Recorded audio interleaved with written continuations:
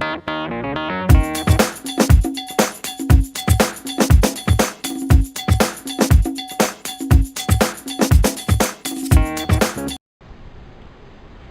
guys! Welcome to Physics in Everyday Life. I'm Elric Davan Tubig, And I'm Alexis John Calera, fourth year student of Fort Copernicus from Angeles City National High School. Oh, Lex, may papagawa ko sa'yo. Ano yun? Kaya mo bang i-balance tong basong to sa pamamagitan ng papel? Susubukan ko.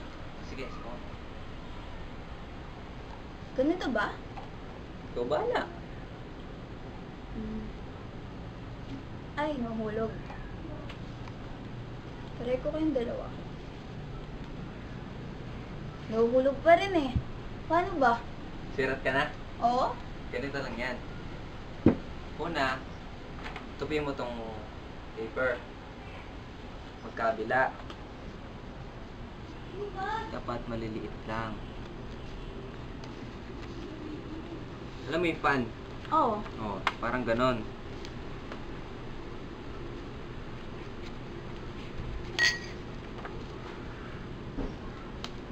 Okay, tupi mo lang side by side.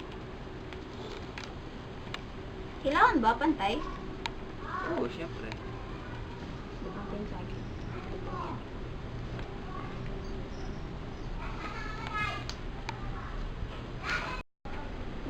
Oh, so, nakagawa na tayo. Ngayon, ang gagawin mo, lalagyan mo sa gitna. Yan. Tapos, ano, ready ka na? Oo naman. Lalagay mo lang to. Wow. Diba? So, yan. Paano yun nangyari? Nangyari yan dahil sa balance. Dahil ang balance ay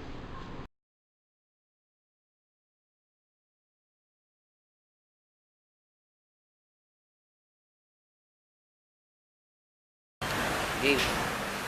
Good evening, everyone. Now, I'm going to show you the artificial volcano experiment. Our materials for this experiment is artificial volcano, baking soda, and vinegar.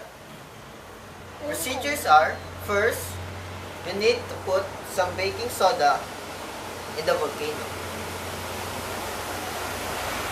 For example, baking soda.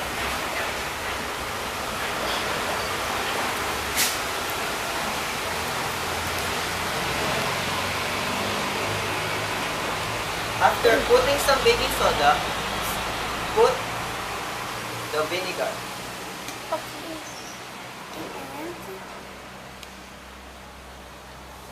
Oh my gosh.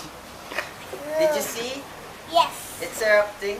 Yes. I can explain that because baking The soda experiment have is a coming. sodium bicarbonate that reacts with the vinegar that have a acetic Yes. acid. And when it reacts, it produces some bubbles. Oh. It produces some bubbles sorry. and come out in the mouth of the volcano. And that's all. Thank you.